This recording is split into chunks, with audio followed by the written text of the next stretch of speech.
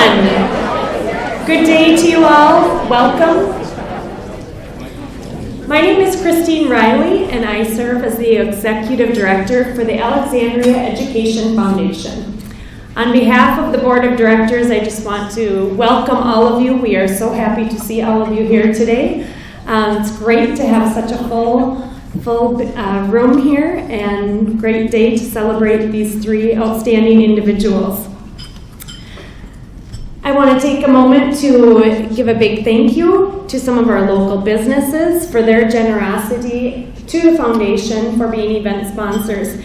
Those businesses are listed on the back of your program, and they are also on table tents on each of the tables. So if you could just join me in giving them a warm round of applause to thank them.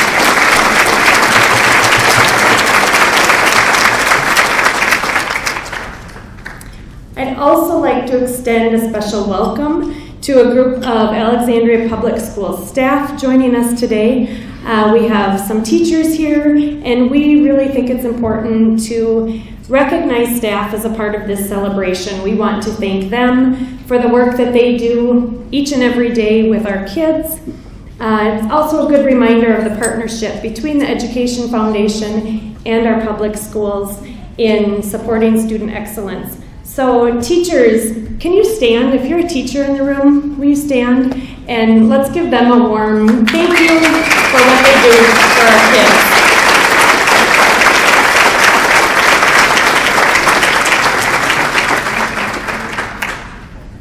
Before we begin our lunch, I'd like to take some time to give thanks for our meal and fellowship. Jay Sealing will be giving our invocation.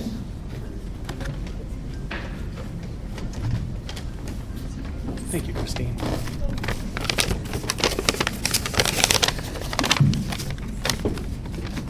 Good afternoon, everybody. The Gospel of John opens with reference to creation. En archein ein ho logos kai ho logos ein proston theon kai theos ein ho logos. In the beginning was the Word, and the Word was with God, and God was the Word. So we open our gathering in reference. Great Creator, thank you. On behalf of all gathered here today, we thank you for your many and abundant blessings. Thank you for life itself, for the measure of health we need to fulfill our callings, for sustenance, for friendship.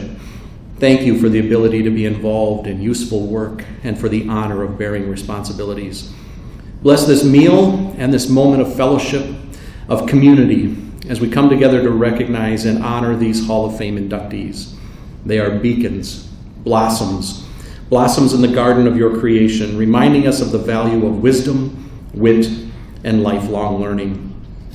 Continue to guide and bless the work of this foundation and give us courage. As Yoda reminds us, fear is the path to the dark side. Fear leads to anger, anger leads to hate, hate leads to suffering. Lead us away from suffering. As Confucius said, education breeds confidence. Confidence breeds hope. Hope breeds peace. And it is in this peace that we pray. All God's people would say, Amen. Thank you.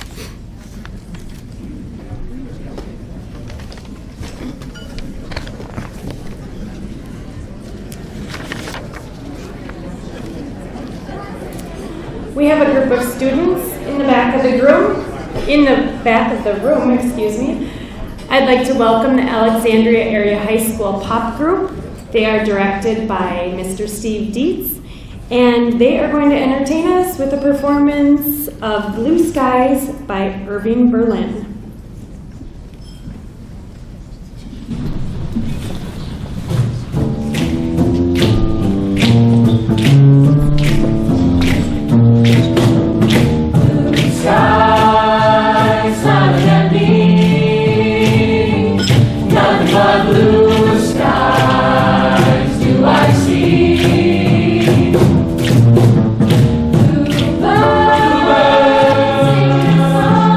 Singing a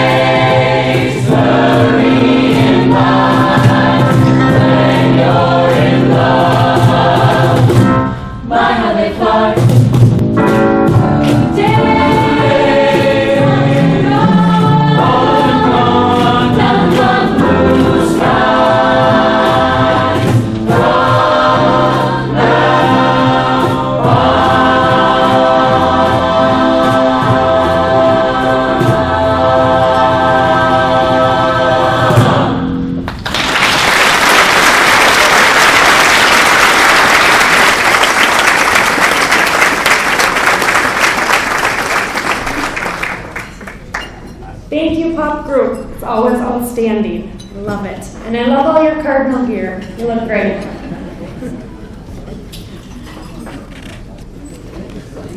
Lunch is beginning to be served, so please enjoy conversation, your lunch, and we will start the program at about 12:30. And as Christine said, I am Sandy Susag. I am one of the directors on the school board. I'd like to take the opportunity, first of all, to introduce the rest of my colleagues that are here in attendance today. And they are a great bunch of people. I'm very honored to have the privilege to serve with this group. And when I call your name, would you please stand to be acknowledged? School Board Vice Chair Dave Anderson. Directors Pam Carlson and Angie Krause. And I'd also like to recognize the Superintendent of Schools, Julie Kritz.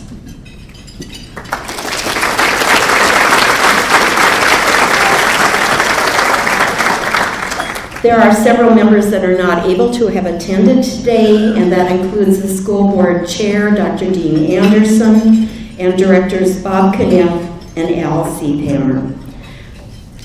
The mission of the Alexandria Public Schools is to achieve educational excellence and to inspire lifelong passion for learning. In order to accomplish this, we need to have champions for our mission. And one of these vital champions is the Alexandria Educational Foundation. We appreciate the leadership and the vision that the Education Foundation brings to our community, such as funding teachers, innovative classroom grants, and awarding student scholarships. We value this long-standing partnership, and we are grateful for the support of the Education Foundation that it provides to our students, our teachers, and to our schools. And to all of you who are here today and who are investing in the Education Foundation, you are helping to fulfill the school district's mission. And I would like to say a sincere thank you on behalf of the Alexandria School Board, the staff, and our students. Thank you.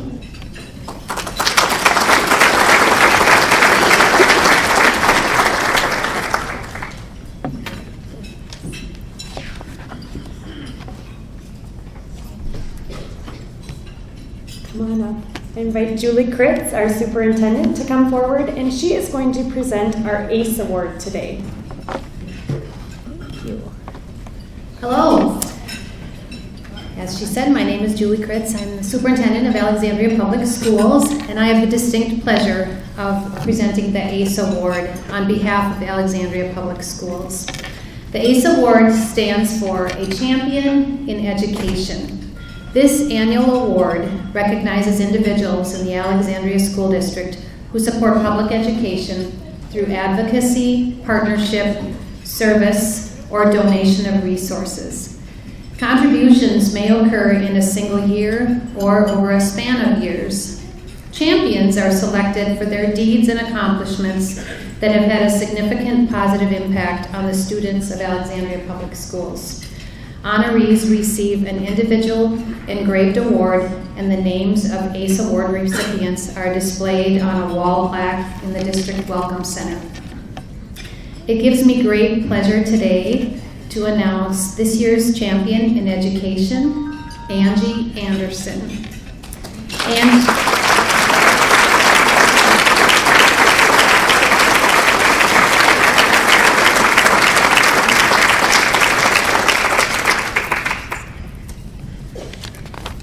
Angie has been a volunteer in our school district since 2000, contributing over 2,000 hours herself to date. Over the years, she has volunteered in various capacities, from classroom support and media center support to school pictures, book fairs, vision and hearing screening, field trips, band boosters, and the list goes on and on. Of the 2,000 hours of volunteer service, approximately 1,300 of those hours have been at the Lincoln Elementary School Media Center. And another 500 hours were in classroom support in several different teachers' classrooms. Lincoln Elementary Principal Brendan Bogart commented that Angie is the consummate volunteer She wants no recognition and expects nothing in return for what she gives. She does it purely because she wants to make a difference and wants to give back. She exemplifies grassroots volunteerism. She is truly a community member who is part of the Lincoln School community and part of the Alexandria Public Schools A team. It's clear Angie has a servant's heart. She will likely find it difficult to receive this award because of her humble nature. But I think you will all agree with me that she is so very deserving. So with that, in recognition of your extraordinary contribution to Alexandria Public Schools and with our deepest gratitude, I would ask you to come forward to receive your award and your gift.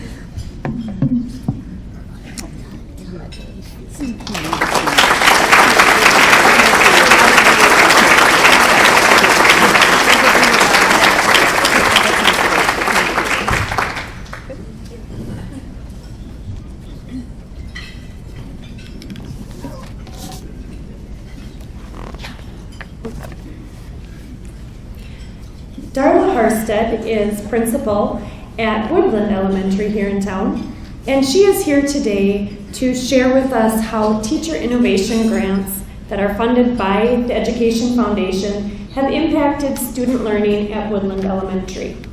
Darla?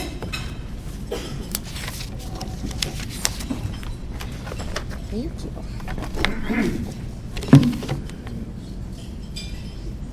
Hello.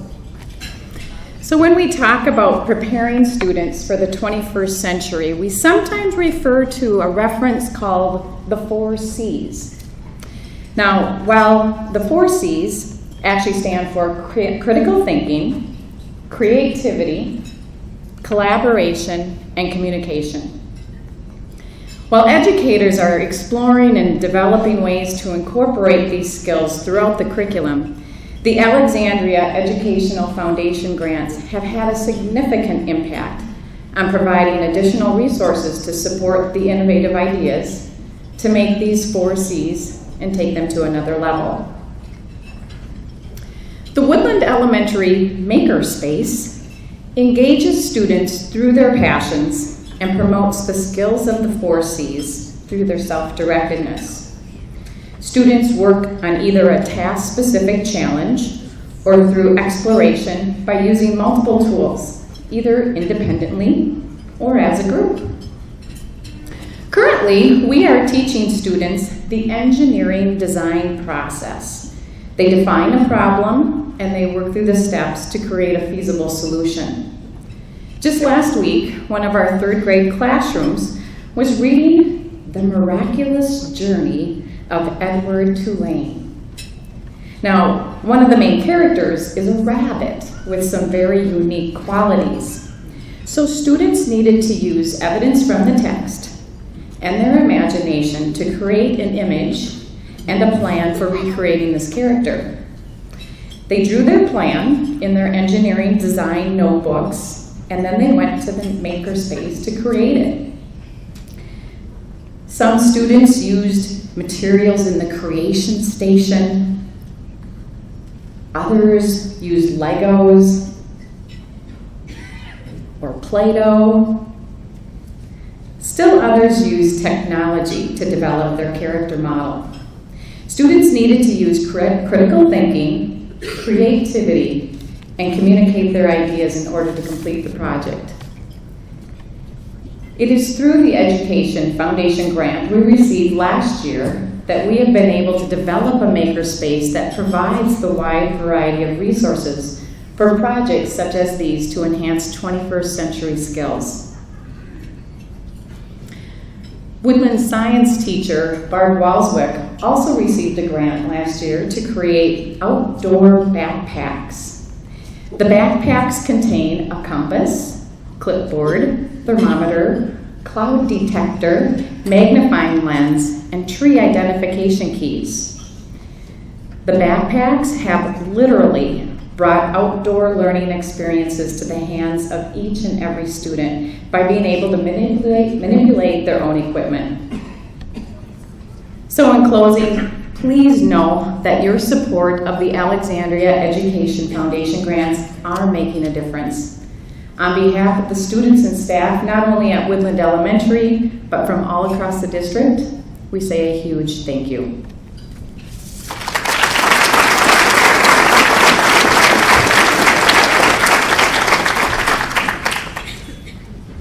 Jay Sealing serves as our foundation board chair, and I invite Jay to come forward to give a message on behalf of the rest of the board of directors. Thank you, Christine. I love that concept of the 4 C's. In one of the courses I teach at Alexandria Technical and Community College, interpersonal communication, I point out to students that we don't retain a lot of the information we hear. As a matter of fact, you probably remember less than 50% of what you heard immediately after you heard it. And by the time you leave here this afternoon, you're going to remember maybe 30%. So you just heard about the 4 C's. If I were to hold this microphone in front of you and say, what are the 4 C's? Could I get an answer? Now, we can do this as groupthink. What were one of the 4 C's? Anyone? Creativity, critical thinking, collaboration, communicate. Together, you're able to do that. And I'm going to add a 5th C, and that 5th C is connections. Together, you were able to remember 4 items that typically, again, right after you hear something, half of it is gone. Together, you're able to remember that. So those connections are something that brings us together. And the Alexandria Education Foundation exists to make these kinds of connections within the community, for our staff, our instructors, these innovative grants. This is what we do. This is what we exist for.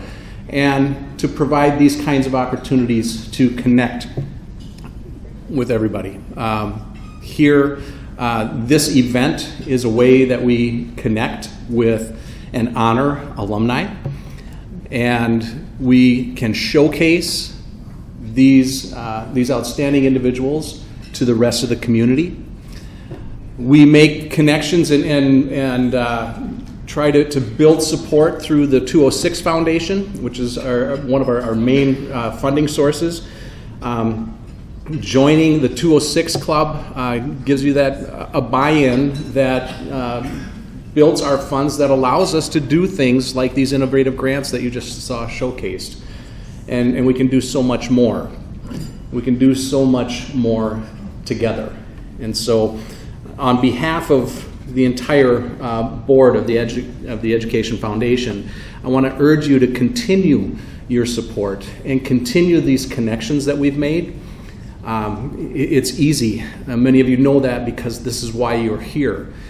But I want you to make those connections beyond this room here today. Please join us in all the rest of the activities of this homecoming weekend. Join us in kind of the celebration of our 206 Club membership at the Jeans and Jewels event tomorrow. I would love to see many of you back there. And at any of the events that we have coming up. We'll be doing another Ed Talk, again, is a showcase of alumni speakers and a chance to connect with the community and show what we do. Last year, we awarded nearly $50,000 to these innovative teachers, and the students have more opportunities, enhanced earning experiences, and the tools and technologies to succeed. These opportunities build connections, and it's these connections, I think, that make us not just a thriving school district, it makes us a thriving community and a thriving economic engine in this region of Minnesota. So I urge you to continue your support. Thank you for your support, and spread the word. Let others know, make that connection, tell them how easy it is, become a stakeholder, and simply make the gift. You can leave a check with any of us that have the name tag, or you can simply make that contribution online at alexeducationfoundation.org. Thank you for being here. Thank you for the connections you make in this community and the support that you show for this incredible school district, and for making those connections that make us really a leader in the North Star State. Thank you.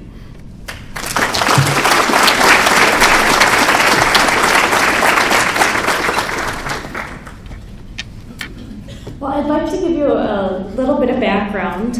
The Education Foundation Board of Directors established the Alumni Hall of Fame in 2007 as a means to honor graduates or staff or a faculty member who has earned distinction or achievement in their chosen field. Anyone may submit a nomination, and nominations are accepted throughout the year. The award criteria and nomination form can be found on our foundation website. Nominations submitted remain on file so that they can be reviewed annually for consideration. And so I do urge you, if you know of someone, many of you are graduates, if you know of someone that you graduated with or someone that had made a significant impact on our school district, please, we want to hear about those people. All Hall of Fame inductees are honored with a plaque permanently displayed on a Hall of Fame wall at the school district Welcome Center. Today we are here to recognize 3 outstanding individuals that we will induct today, and they will join an illustrious group of 34 other alumni, graduates, and staff who have been previously honored. The full listing is in your luncheon program, so certainly take a look at that. And we are fortunate to have some of those past inductees with us here today. As I call your name, would you please stand up? And I certainly hope I didn't miss anyone as they came into the room today. Bill Flagg, Wayne Elton, and Catherine LeBrasser are all inductees in the class of 2016 into the Hall of Fame. And Marjorie Van Gorp was inducted in 2013, and Dr. Gerald Tim in 2010. So please stand and let's give them a warm round of applause.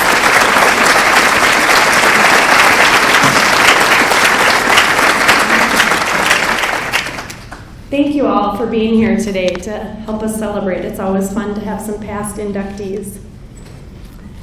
As I introduce each of the honorees in this year's class, I am merely going to provide some brief comments.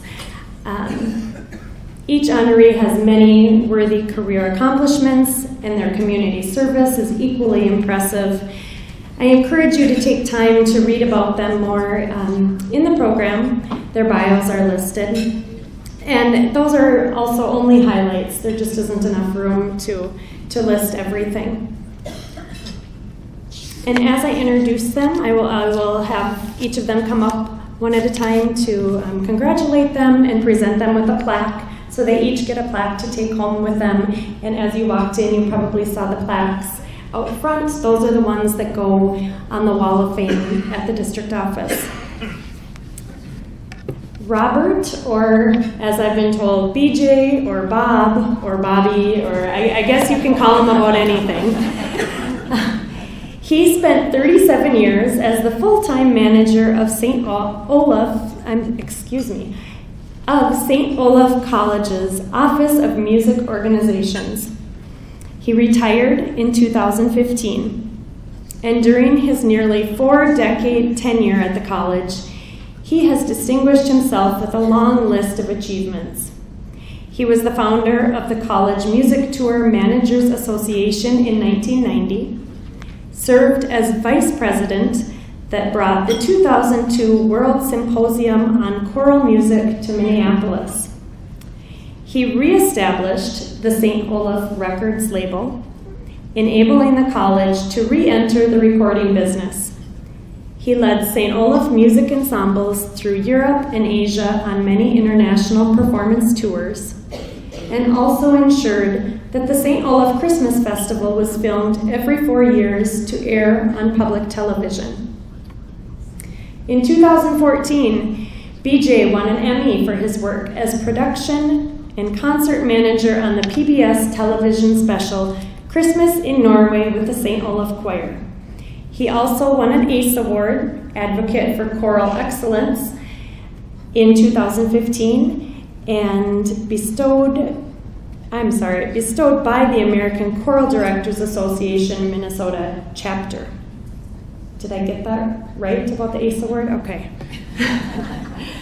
All right, so BJ, please come forward and let's give him a warm congratulations.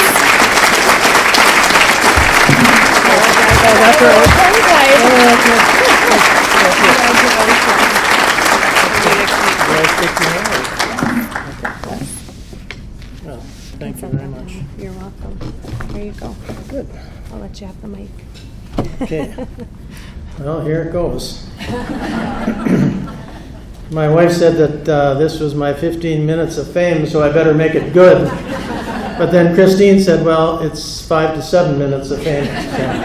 So here goes. Most of you have probably read Mark Twain's Adventures of Tom Sawyer on Samuel Clemens' youth in Hannibal, Missouri. Tom was that young boy who grew up and lived adventure with his pal Huckleberry Finn. What you probably didn't know was that 75 years later, a book was written figuratively right here in Alexandria. Its characters, like Tom and Huck, were local boys who sought out adventure while growing up in our little town. The title of that book was The Adventures of Bobby Johnson. And it was a biography of me and my sidekick, Jerry Thiessen. Jerry, take a bow. And what adventures they were. Not a stone was left unturned, not a corner of the town undiscovered, nor unexplored, and not a town character unknown. Whenever the fire whistle blew, we'd sneak in and look at the chalkboard in the fire hall where the fire chief always wrote the address of where the fire was, so the late-coming volunteer firemen would see where the fire was located. Then we were off to the fire on our bikes, often arriving before the firemen. We beat them to the scene when Woolworth's, Hake's Variety Store, and Andy's Interlochen Inn burned, and even to Tony Osterberg's garage fire just down the alley. No, we weren't the firebugs. We just wanted to be a part of the action. Perhaps one of our biggest adventures had a more interesting start.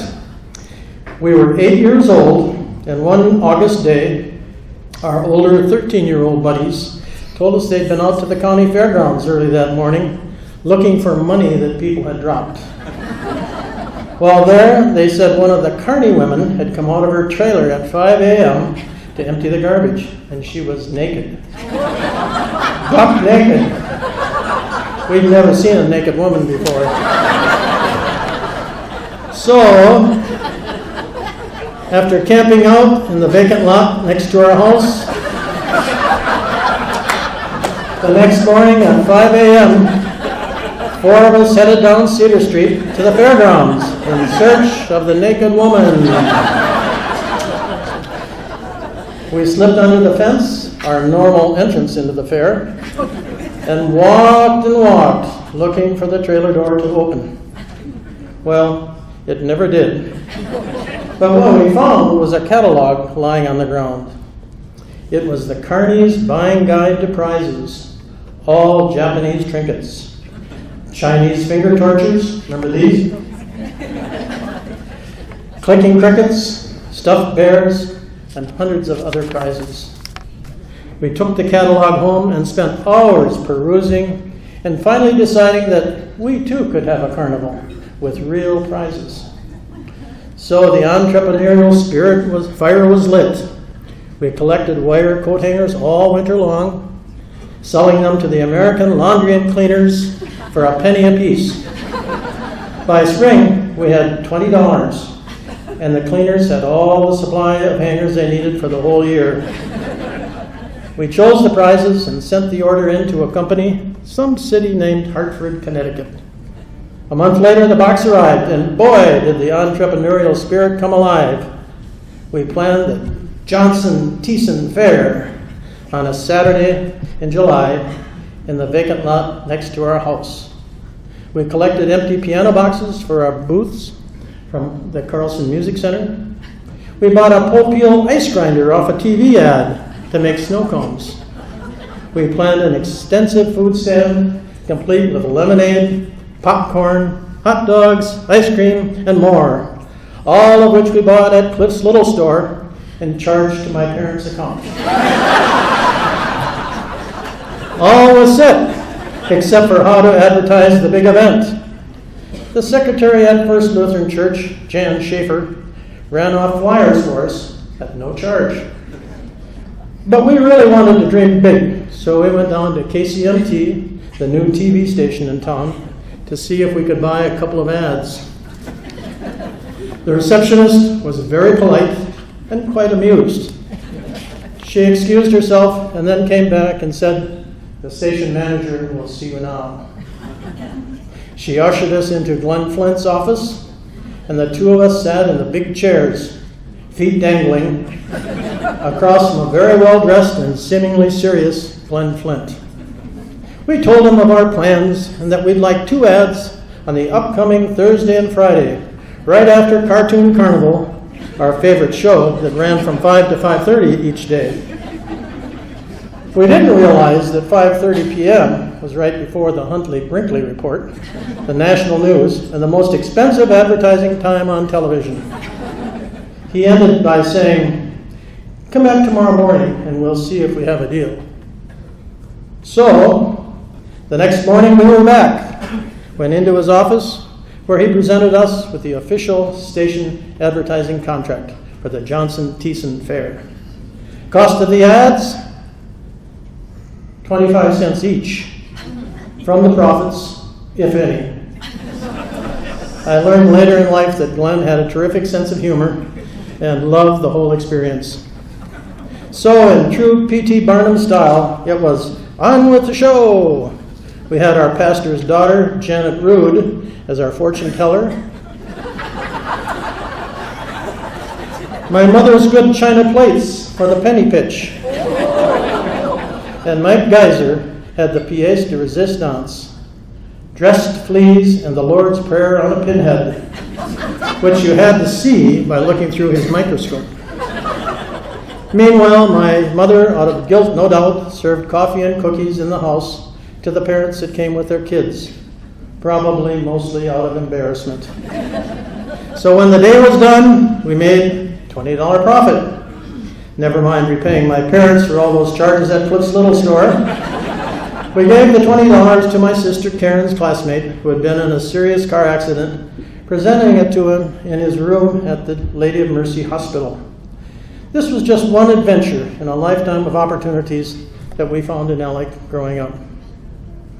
So what was it about this village of Alec that had such an influence on our growing up?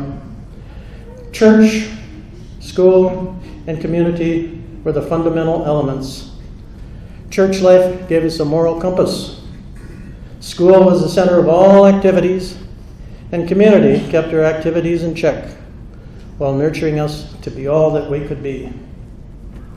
As many of you know, my work at St. Olaf has involved the St. Olaf Choir. I had a rather inauspicious start in the choral music field. I was in 8th grade choir with Murray Frang. We rehearsed in the big old auditorium in Central School. Many of you might remember that. The auditorium was extremely warm in the wintertime, so the huge windows had been thrown open to cool the place down. Remember, electricity was penny cheap from NSP. Open the windows, new snowfall, all the makings for some mischief. I gathered a handful of snow during a break, looked to see if Mr. Frang was looking, and threw the snowball across the room, only to be caught by Mr. Frang's quick eye. "I think you should go down to the principal's office until you grow up," was the command, along with a finger pointing to the door. I got halfway to the principal's office, considered the consequences, and returned to the choir room. I've grown up, I sheepishly said.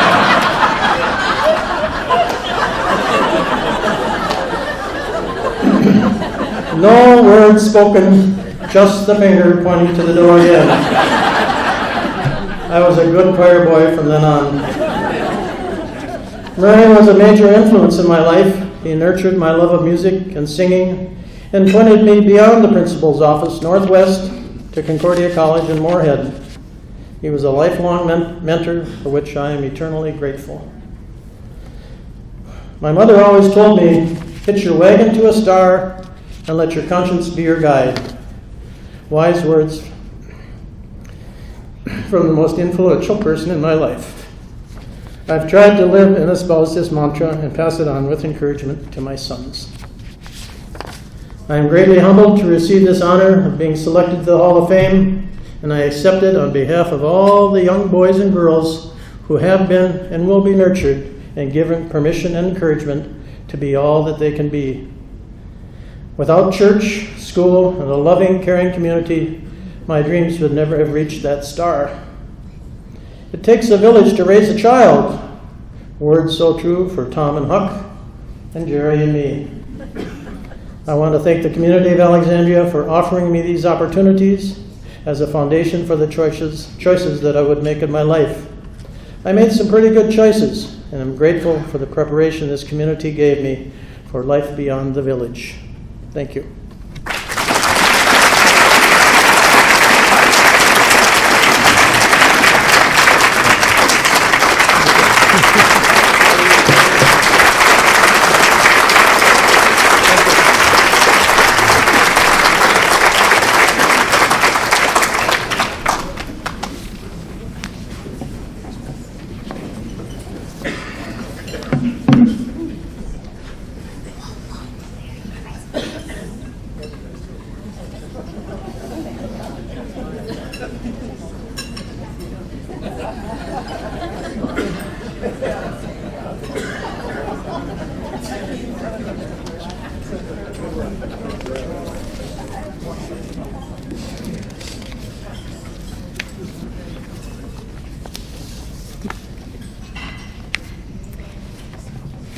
Ed Rooney is our next inductee.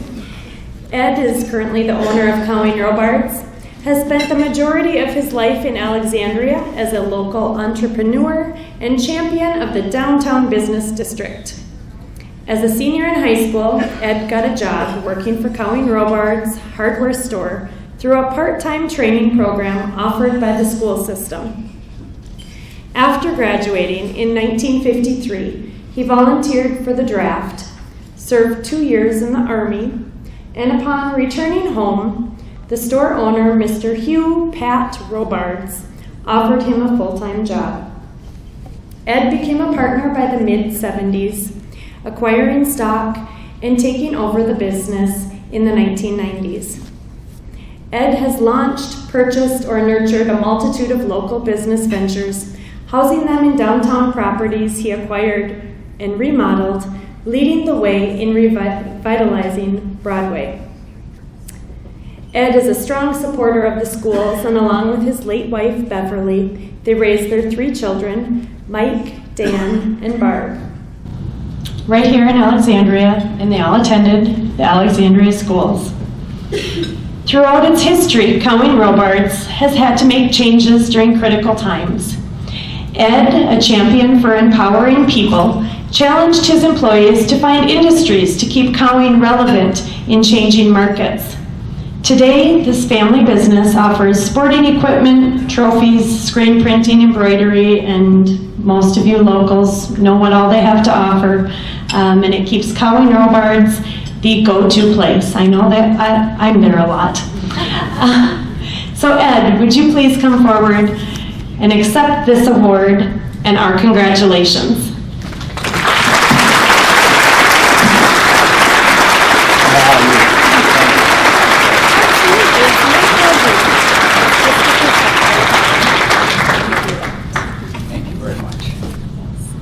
Thank you, Christine. Thanks, Bobby, for leading the way. Yeah. First off, you have to know, somebody like myself that's been in retail for 60 plus years, if you don't have something in your hand to sell somebody, you really don't hardly know how to speak. So it's really difficult if you're not selling.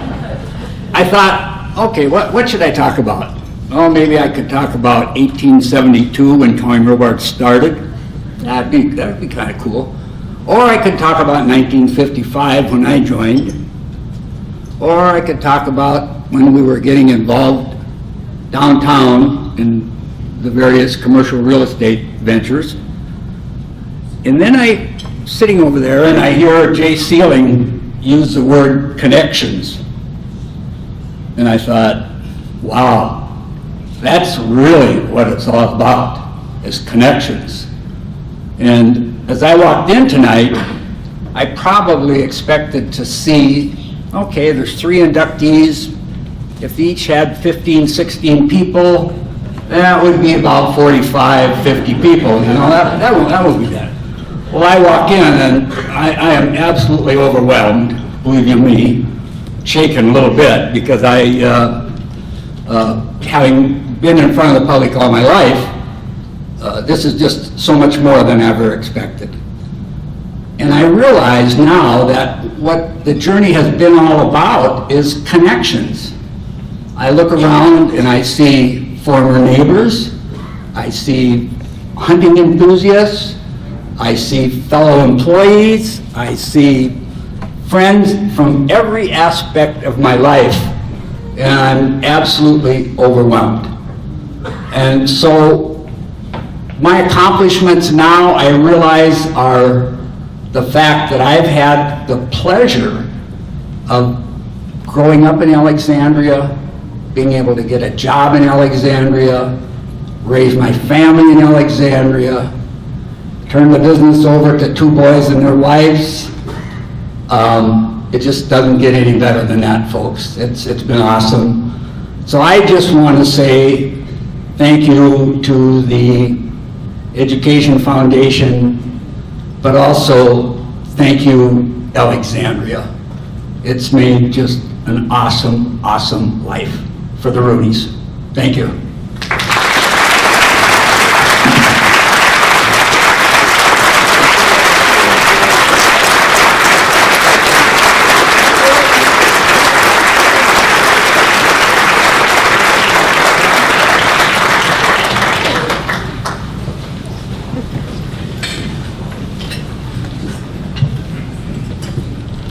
Dr. Heather Stefanski is a pediatric oncologist and blood and marrow transplant physician at the University of Minnesota.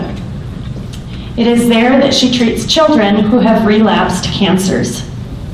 Heather is a graduate from Jefferson High School in 1989, and 4 years later with a bachelor's degree from Smith College in Northampton, Massachusetts. Over the next 17 years, she was at the University of Minnesota, where she completed her PhD, MD, residency in pediatrics, and a fellowship in pediatric hematology, oncology, and blood and marrow transplant.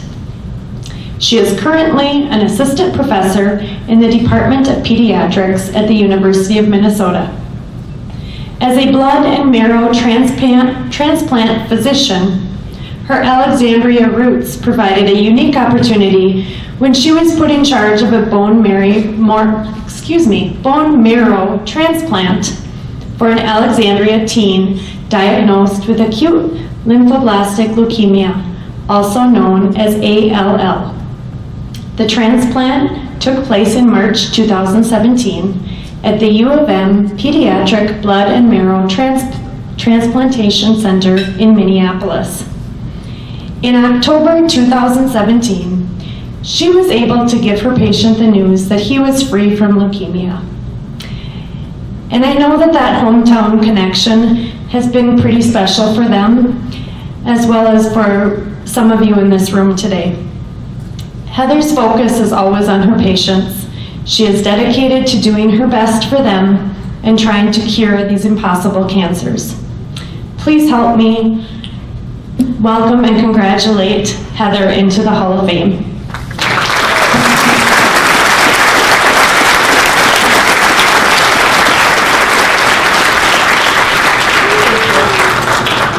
hugger. Everybody that knows me knows I'm a hugger. Okay, well, I'm going to try not to cry because when I talk about my patients, I do cry. But anyway, and thanks, Bobby, for saving me from, hopefully, anyway. So today what was really amazing to me is that the three of us got to sit down and be interviewed by KXRA. And what was so nice was that the three of us are so passionate about what we do for a living that we're grateful that we grew up here and that that's what has inspired us to do obviously very different things. But that, you know, what resonated was that we all love what we do and we're proud that we came from this small community. And when I graduated in 1989, I was grateful to have the opportunities here. And with Madame Riggs, I was able to go to France and learn more about the culture. And then with Mr. Kranzler, I was able to be part of the Model United Nations, representing Russia at the time, which was sort of scary, frankly. But what also resonated with me is that at that time, I was very interested in science, and I knew I wanted to be a biology major.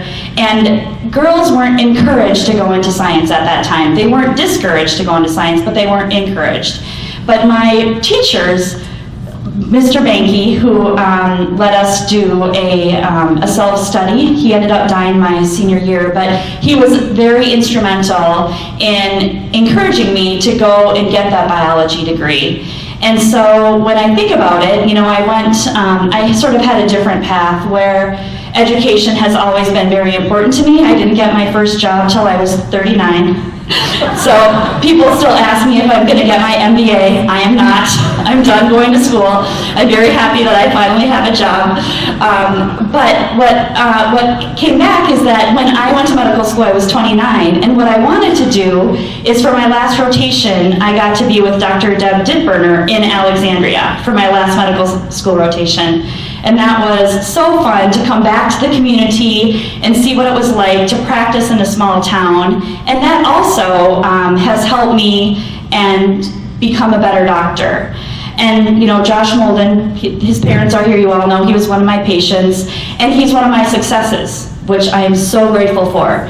But it's really my failures that propel me to do research and to make things better. Because those failures are because the science isn't there yet for us to be able to cure that patient.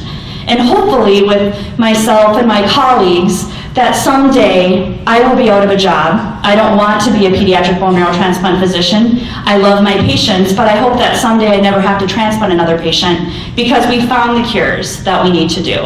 And I'm grateful that Alexandria gave me the ability to achieve my dreams. So thank you very much.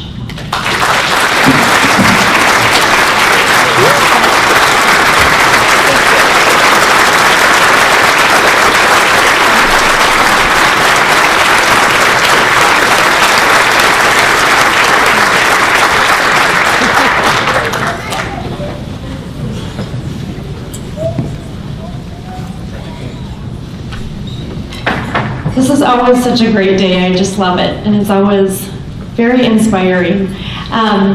The fun doesn't end when you leave here. You all know it's homecoming week in Alexandria, and there's all kinds of fun homecoming activities. The community parade begins this afternoon at 4 o'clock, and that will be led by our Hall of Fame inductees. They will be the grand marshals for the parade. And in case you're wondering, the parade starts out on the east side of the fairgrounds, goes to Broadway, and goes down to 15th, wrapping up at the Technical College. Immediately following the parade is a community tailgating event at the high school stadium. That's from 5 to 7, and then of course game time is 7 o'clock. Alexandria Cardinals versus the Rocori Spartans. So in other words, don't leave and go back to work and stay too long. Go home, get some warm clothes, because I think it's pretty chilly out, and come downtown and go to the high school and join in all of the fun. I also wanted to mention, as Jay did, that tomorrow evening we have an annual fundraiser, the Jeans and Jewels event, and that is being held at the Holiday Inn this year. That begins at 6:30, and you are all invited to attend that.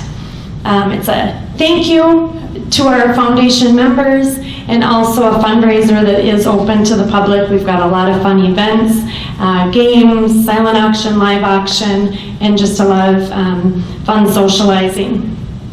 With, of course, all of the proceeds benefiting the Alexandria Education Foundation. So on behalf of the Board of Directors, I just want to thank you again, all of you, for being here today. This has been a wonderful time celebrating these 3 new Hall of Fame inductees. Thank you so much for being here, and I encourage you to continue to support the work of the Education Foundation. Enjoy the rest of your day.